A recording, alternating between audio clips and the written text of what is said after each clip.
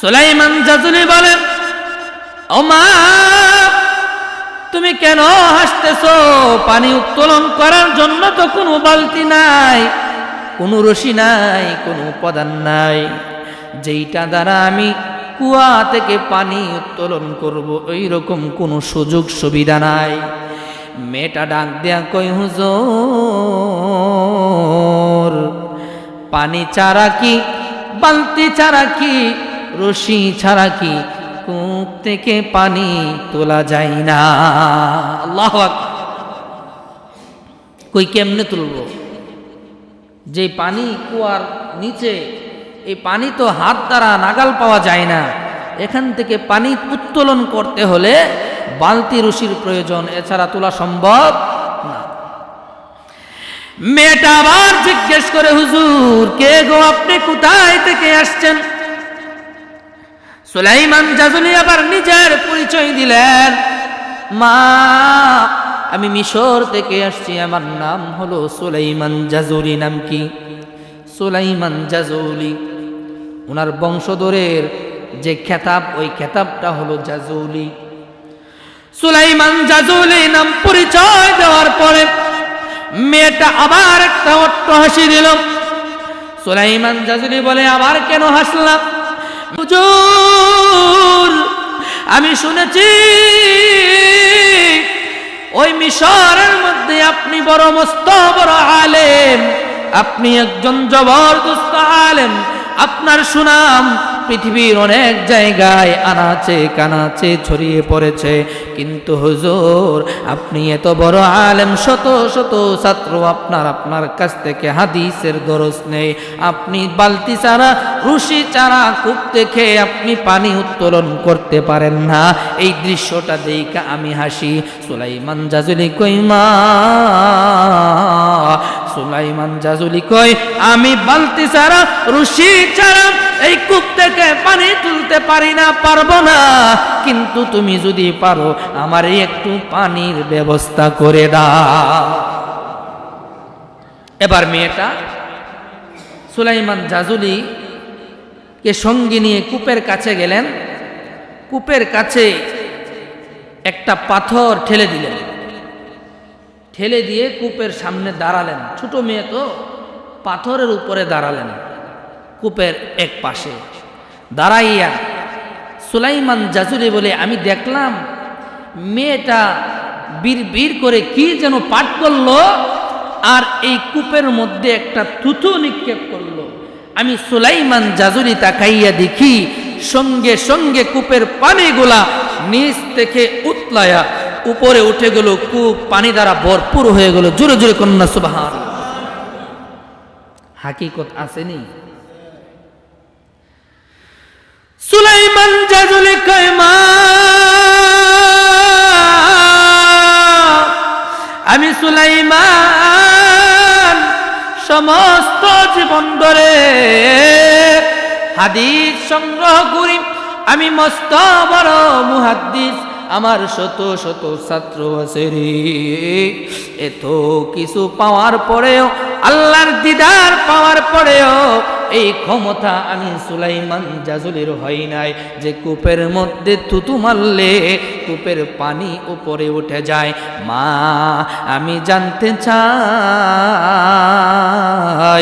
এমন কি আমল তুমি করো, এমন কোন আমলের পাওয়ারে কূপের পানি তোমার থুতুর মাধ্যমে নিচ থেকে উপরে চলে আসছে? মেয়েটা ডাক দিয়ে কয়, হুজুর, এটা বেশি কোনো বড় আমল নয়।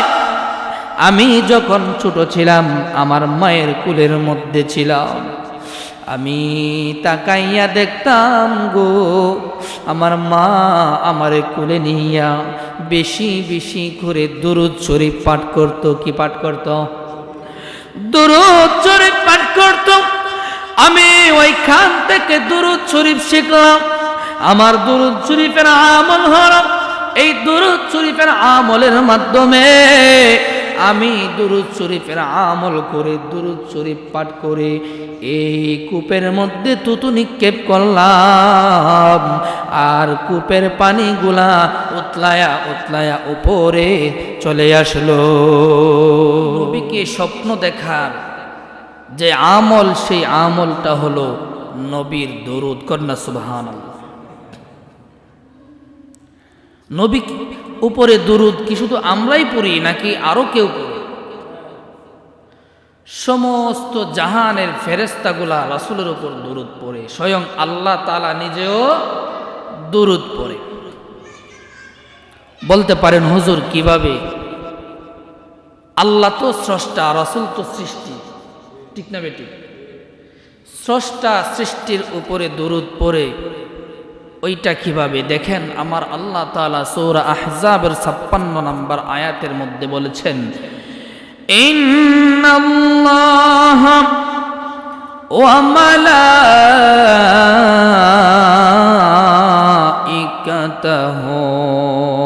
ইউসাল্লুনা আলান নবী। এ জগতের মানুষেরা শুনো,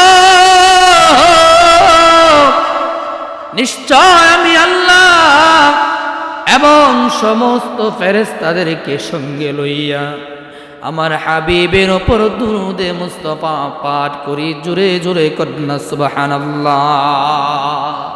ঘোষণাকার আল্লাহ।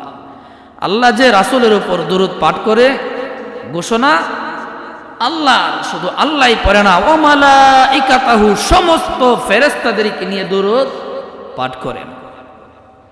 শুধু তা নয়, রব্বুল ইজ্জত বলেন, ইয়া আইয়ুহাল্লাযীনা আমানু সাল্লু আলাইহি ওয়া সাল্লিমু তাসলিমা।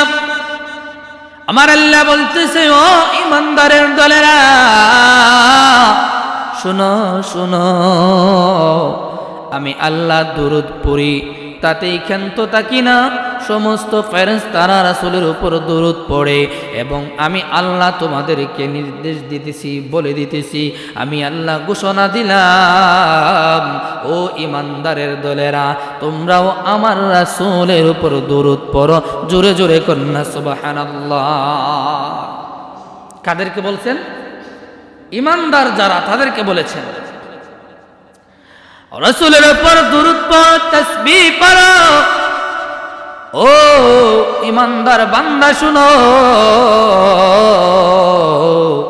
আমার রাসূলের উপর দরুদ যদি পড়ো রে বান্দা, তোমার কোনো লস হবে না, লস হবে না, শুধু লাভ আর লাভ, লাভ আর লাভ। কেমন লাভ? আমার নবীর একখানা হাদিসের মধ্যে এসেছেন, عن عارس بن مالك رضي الله تعالى عنه قال قال رسول الله صلى الله عليه وسلم من صلى علي صلاة واحدة صلى الله عليه وسلم 10 صلوات واحتط عنه 10 خطيئات ورفعت له 10 درجات। আমার নবী কয়, উম্মত, আমি নবীর উপর যদি কোনো ব্যক্তি একবার দরুদ পড়ে, একবার দরুদের মাধ্যমে আল্লাহ তাআলা তার আমলনামার মধ্যে 10টা নেকি লিখে দেয়। কি লিখে দেয়? নেকি। কয়টা? কয়বার পড়ার মাধ্যমে? একবার পড়ার মাধ্যমে। আমার নবী কয়, উম্মত, শুধু তাই নয় রে, আমার আল্লাহ তাআলা আমার উম্মতের উপর একবার দুরূদ পড়া, আমি নবীর উপর একবার দুরূদ পড়ার কারণে আমার উম্মতের আমলনামায় 10টা নেকি লিখে দেয়। শুধু তাই নয়, সঙ্গে সঙ্গে তার আমলনামার মধ্যে যে গুনাহগুলি ছিল, ওই গুনাহগুলির মধ্য থেকে 10টা গুনাহ আমার আল্লাহ তাআলা ক্ষমা কইরা দেয়। সুবহানাল্লাহ। শুধু কি তাই? আমার নবী কই, না না, আমি নবীর উপর দরুদ পড়ার কারণে ওই উম্মতের আমার আল্লাহ তাআলা দুনিয়ার জমিনে চলতে ফিরতে সম্মানের 10টা দরজা বুলন্দ করে দেয়। কিসের দরজা? সম্মানের দরজা। দুনিয়াতে আমরা সম্মানের সাথে বাঁচতে চাই কি চাই না? চাই। আমরা গুনাহগার, গুনাহ মাফ করতে চাই কি চাই না? চাই। আমরা মসজিদে আসি নেকির জন্য, নামাজ পড়ি নেকির জন্য, যাকাত দেই নেকির জন্য, আমরা দান সদকাও করি কিসের জন্য? নেকির জন্য। তো দুরুদ পড়লেও নেক আছে নাকি নাই? আছে। এই দুরুদের মাধ্যমে আল্লাহ হাবিবকে স্বপ্নে দেখা যায়। আর আমার নবী বলেন, আমি রাসূলকে যারা স্বপ্ন দেখবে রে, এইটাই আর স্বপ্নের মধ্যে থাকবে না, এই স্বপ্নটা যেন বাস্তব হয়ে গেল। আর আমার নবীকে দেখলে, একবার যদি কোনো ব্যক্তি স্বপ্নে দেখে, আমার নবীজির সুপারিশ ওই উম্মতের উপর ওয়াজিব হয়ে যাবে। নবী যদি সুপারিশ করে, তাহলে আপনার আমার আর কোনো ভয় আছে? কোনো ভয় নাই। নবী যাকে সুপারিশ করবে সেই জান্নাতে হবে, ঠিক না বেটি? এই জন্য বাবা, গভীর মনোযোগ অন্তরের কান লাগান। আমার নবীর দুরূদ মিশরের একজন লোক, মস্ত বড় আলেম, উনি একজন মুহাক্কিক আলেম ছিলেন, মুহাদ্দিস ছিলেন, নাম হইল সুলাইমান জাজুলি। নাম কি? সুলাইমান জাজুলি। শত শত বছর আগে দুনিয়ার জমিনে সুলাইমান জাজুলি দুরূদ শরীফের উপরে একখানা কিতাব লিখে গিয়েছেন। সুলাইমান জাজুলি কই, দুনিয়ার মানুষ শুনো, আমি সুলাইমান জাজুলির জীবনটা পাল্টে গেছে একটা ঘটনার কারণে। ও দুনিয়ার মানুষ, আমি সুলাইমান জাজুলি মস্ত বড় জগৎ বিখ্যাত মুহাদ্দিস ছিলাম। আমার হাদিসের দর্শের মধ্যে শত শত ছাত্র থাকতো, তারা আমার কাছ থেকে হাদিস শিক্ষা করত, আমার কাছ থেকে হাদিস গ্রহণ করত। আর আমি সুলাইমান জাজুলি বিশ্বের বিভিন্ন জায়গায়, বিভিন্ন দেশে ঘুরে ঘুরে নবীর হাদিস আমি সংগ্রহ করতাম। এই হাদিসগুলা আমার ছাত্রগুলারে আমি শিক্ষা দিতাম। এ দুনিয়ার মানুষ, হঠাৎ করে একদিন আমি সুলাইমান জাজুলি আফ্রিকার একটা দেশ মরক্কোকে আমি সফরের মধ্যে বের হলাম। ওই মরক্কো দেশের মধ্যে একটা দ্বীপ ছিল, মরুভূমি। ওই মরুভূমিটার নাম হলো বারবার মরুভূমি। এই দ্বীপে মরুভূমির মধ্যে যখন আমি সুলাইমান জাজুলি চাইলাম, ওই দ্বীপের মধ্যে যাওয়ার পরে আমার সঙ্গে যত খাবার ছিল, পানি ছিল, সকল কিছু শেষ হয়ে গেছে। আমার আল্লাহ তাআলার কুদরতি পায়ে সিজদা করার জন্য আহ্বান আসছে মসজিদে, আজানের আওয়াজ আসছে, ধ্বনি আসছে, আল্লাহু আকবার, আল্লাহু আকবার। আমি মুমিন ব্যক্তি, আমি সুলাইমান জাজুলি নামাজ পড়ার জন্য পাগল পারা হয়ে গেলাম। কিন্তু আমি সুলাইমান জাজুলি নামাজ পড়ব রে, নামাজ পড়ার জন্য উযু করার দরকার আছে নাকি নাই? উযু করতে হলে পানির দরকার আছে নাকি নাই? উযু করতে হলে পানির দরকার আছে। কিন্তু সুলাইমান জাজুলি কয়, ও দুনিয়ার মানুষ, আমি সুলাইমান জাজুলির সঙ্গে যত পানি নিয়ে গিয়েছিলাম রে, সকল পানি শেষ হয়ে গেছে।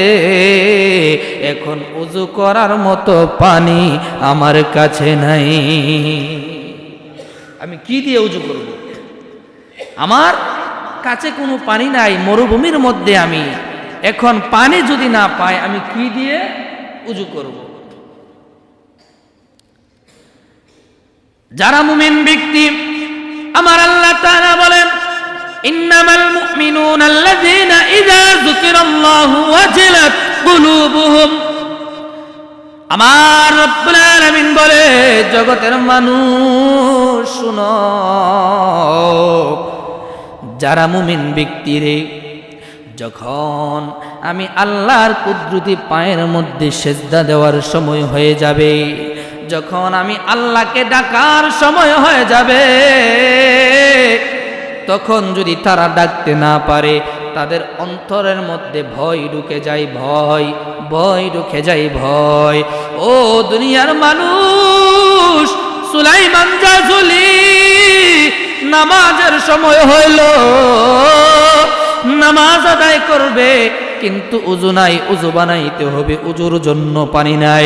তার অন্তরের মধ্যে ভয় ঢুকে গেছে, অন্তরটার মধ্যে পেরেশানি ঢুকে গেছে। হায়রে, আমি যদি পানি না পাই কি দিয়া উযু বানাইবো, কি দিয়া উযু বানাইবো? আমি আল্লাহর কুদরতি পায়ের মধ্যে কিভাবে আমি সিজদা করব? কিন্তু বাবারে, সুলাইমান জাজুলি পানির তালাশ করতে করতে করতে করতে এক প্রান্ত থেকে অপর প্রান্ত যায়। হঠাৎ করে দেখে ওই মরুভূমির মধ্যে একটা জঙ্গল, ওই জঙ্গলের ভিতরে একটা ঘর। সুলাইমান জাজুলি মনে মনে ভাবে, সত্যি এই জঙ্গলের মধ্যে একটা ঘর আছে, ঘর যেহেতু আছে রে, তাহলে মানুষও আছে। মানুষ যদি থাইকা থাকে, পানিরও ব্যবস্থা আছে। ঠিক না বেঠিক? মানুষ পানি ছাড়া তো বাঁচতে পারবে না। পানি, মানুষ যদি থাকে, পানিও থাকবে। বাবা কেমন মানুষ ছিল রে, আল্লাহর ওলিরা কেমন মানুষ ছিল। আজান হয়েছে, নামাজ পড়বে, পানি নাই, অন্তরের মধ্যে পেরেশানি। আর আপনি আমি আজান হয়, দোকানপাটে বসে আড্ডা দেই, ঠিক না বেঠিক? ফজরের আজান যখন হয়, এত লম্বা রাত, ঘুমাইতে ঘুমাইতে পিঠের মধ্যে ব্যথা হয়। এরপরেও মুয়াজ্জিনের আজান যখন কানের মধ্যে যায়, মনে চায় শীতটা বেশি, আর একটু ঘুমায় লই, ঠিক না বেঠিক? উঠি না, কিসের বয়ে? ঠান্ডা পানি দিয়ে উযু করতে হবে, শীত। হায়রে কই জুড়ে বাসি, এই শীতের রজনীতে ঠান্ডা পানি দিয়ে উযু করতে পারো রে? এই ঠান্ডা পানি হাসরের দিনে আপনার আমার জন্য আল্লাহর কুদরতি দরবারে সাক্ষী দিবে। ও রব্বুল আলামিন, শুনো শুনো, তোমার এই বান্দা গুনাহ করেছে, কথা সত্য গো, কিন্তু প্রচন্ড শীতের রাতে মুয়াজ্জিন যখন আজান দিয়েছে, শীতকে উপেক্ষা করে ঠান্ডা পানি দিয়া উযু বানাইয়া তোমার কুদরতি পায়ের মধ্যে সিজদায় লুটে পড়েছে। ও রব্বুল আলামিন, আমি পানি আজকে তার জন্য কাকুতি মিনতি করি, ওই সিজদাকে কবুল করে তার জান্নাতবাসী করে না। এই ঠান্ডা পানি ভালো কাজের সাক্ষী দিবে কি দিবে না? আর যদি বিছানায় আরাম পাইলাম, ঘুম থেকে উঠলাম না, নামাজ পড়লাম না, ঘুম থেকে উঠলাম না, হাসরের ময়দানে ওই আরামের বিছানা আপনার আমার বিরুদ্ধে দাঁড়াই যাবে, ঠিক কিনা? বলবে মাবুদ, ও দয়াল আল্লাহ, তোমার এই মায়ার বান্দা ওই দুনিয়ার জমিনে আজান যখন হইতো, আজানের ধ্বনি তার কানের মধ্যে পৌঁছাইতো, কিন্তু তোমার মায়ার বান্দা আজানের আওয়াজে ঘুম ভাঙতো না, ঘুমতেই উঠতো না, সুন্দর আরামের বিছানা ছাড়তো না, বিছানার মায়ার মধ্যে পইরা কত ফজরের নামাজ সে ত্যাগ করেছে। মাবুদ, আমি তার বিরুদ্ধে সাক্ষী দেই, এই নাফরমান রে আজকে তুমি জাহান্নামে নিয়ে যা। এই জন্য বাবা যারা মুমিন, যখন আল্লাহর কুদরতি পায়ে সিজদা করার সময় হয়ে যাবে রে, ওই মুমিন ব্যক্তির অন্তরের মধ্যে পেরেশানি সৃষ্টি হয়ে যাবে। তেমনি ভাবে সুলাইমান জাজুলি ওই বারবার মরুভূমির মধ্যে এই দিক সেই দিক ছুটাছুটি করতেছে, পানি পায় না। হঠাৎ করে জংলার গহীনে যাইয়া দেখে ওই জংলার মধ্যে একটা কূপ রয়েছে। কূপ, বলেন তো কূপ যেখানে আছে ওই কূপের মধ্যে পানি আছে নাকি নাই? সুলাইমান জাজুলি কূপের মধ্যে একটু উকি দিল। উকি দিয়া দেখে পানি যেখানে আছে হাত দিয়ে এই পানি উঠানো সম্ভব না। এখন কি দিয়ে উঠাবে? কোনো রশিও নাই, বালতিও নাই।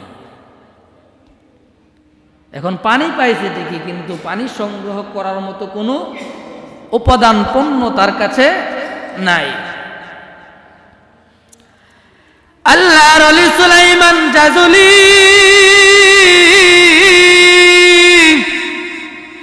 কূপের পাশে দাঁড়াইয়া দাঁড়াইয়া উকি ঝুঁকি মারে।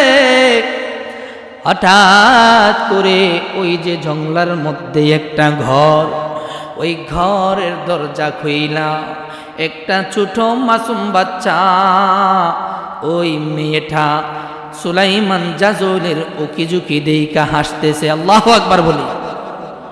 সুলাইমান জাজুলি দরমাইরা ওই মেয়েটার কাছে ছইলা গেল, ডাক দিয়া কই, মা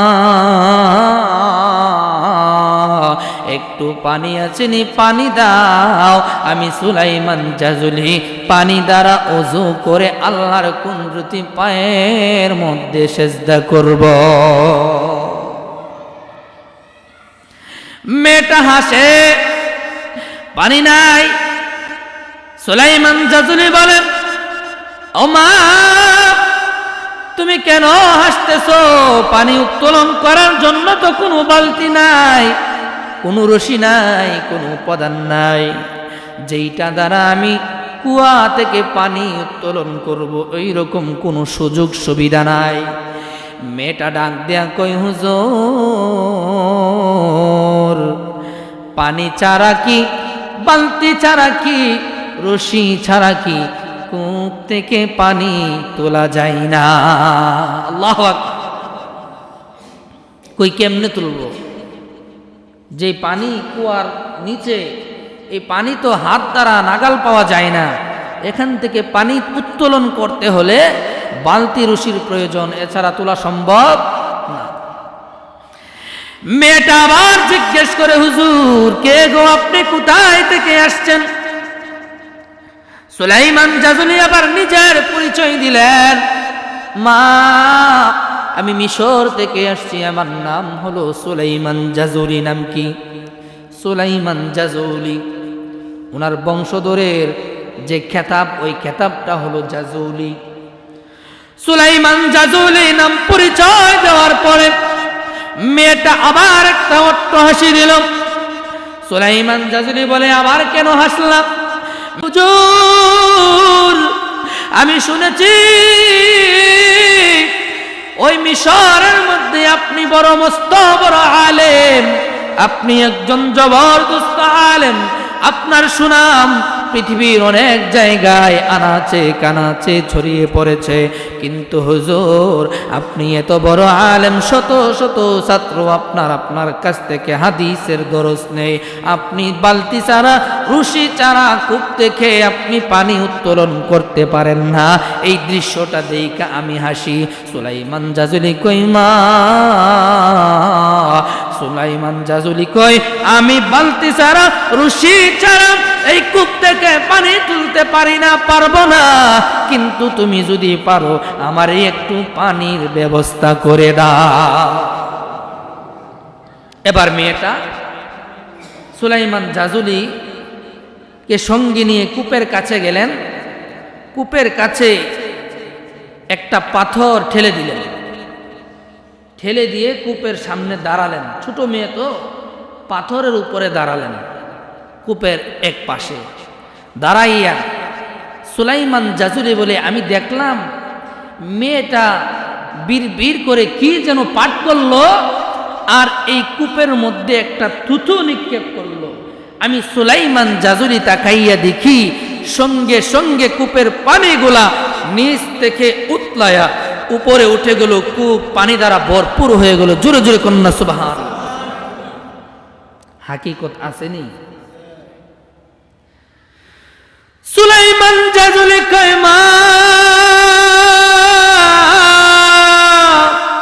আমি সুলাইমান সমস্ত জীবন ধরে হাদিস সংগ্রহ করি, আমি মস্ত বড় মুহাদ্দিস, আমার শত শত ছাত্র আছে রে।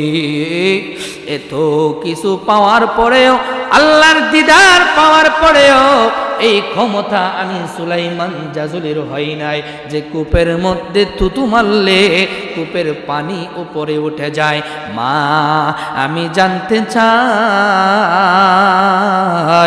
এমন কি আমল তুমি করো, এমন কোন আমলের পাওয়ারে কূপের পানি তোমার থুতুর মাধ্যমে নিচ থেকে উপরে চলে আসছে।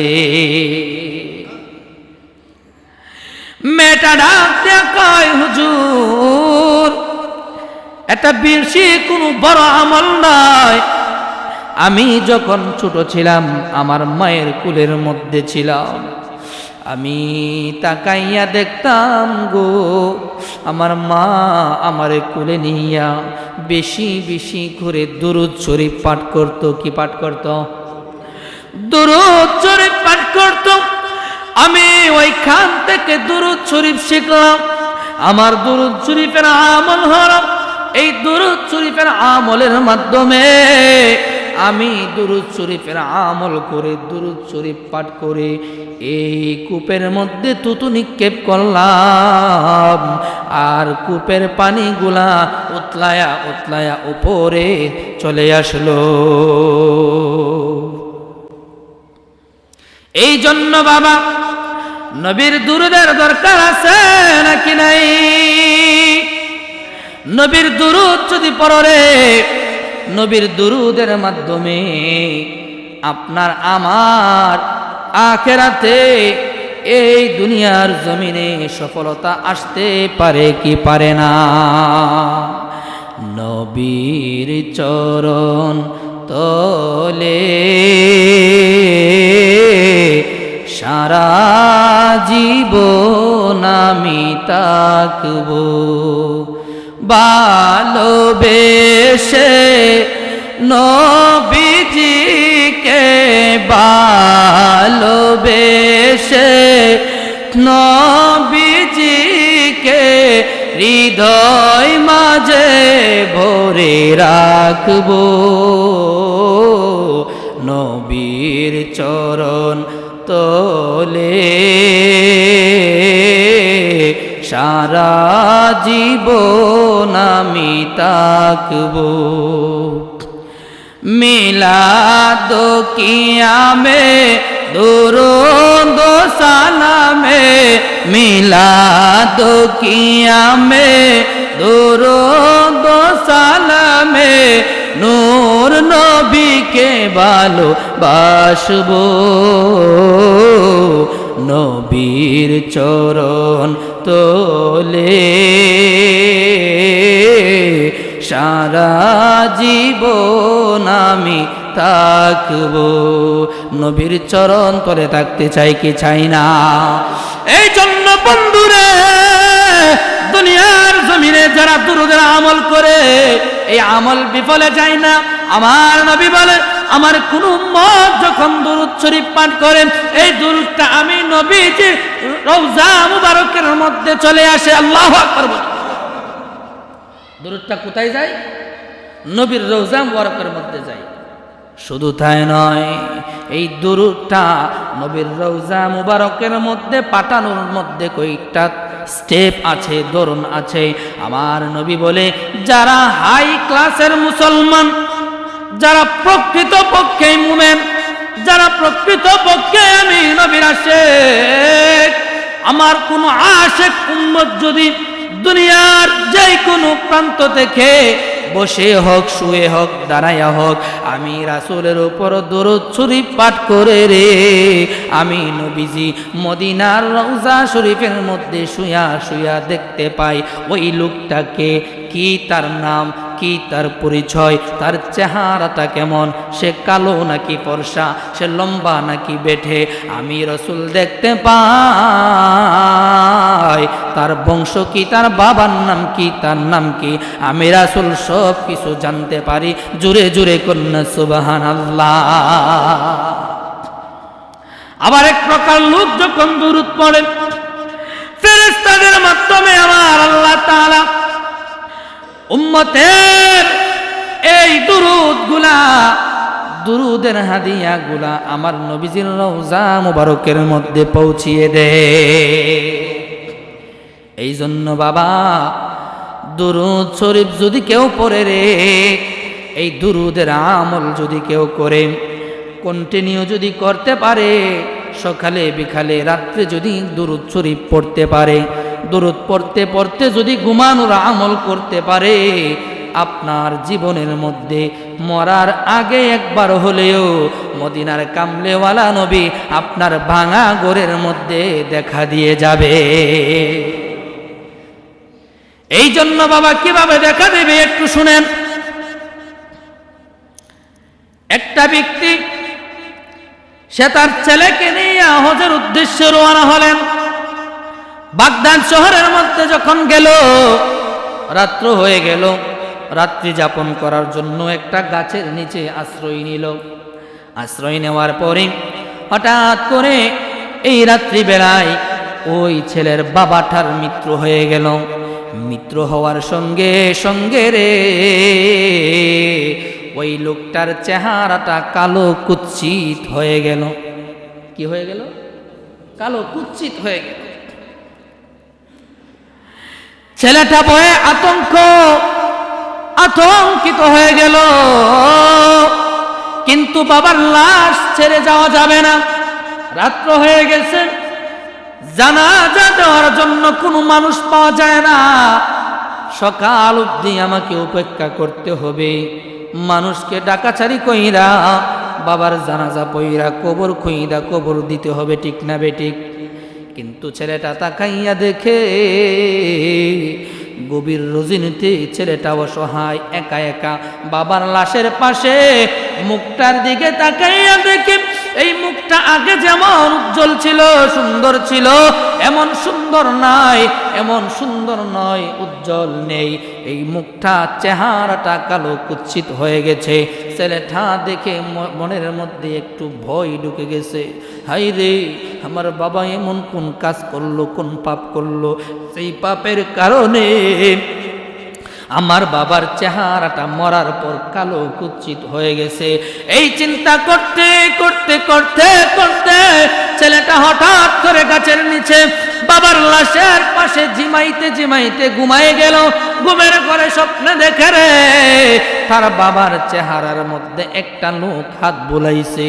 ওই লোকটার চেহারা নূরে ঝলমল ঝলমল করতেছে, সাদা পাগড়ি পরিধান করা, সাদা জুব্বা পরিধান করা।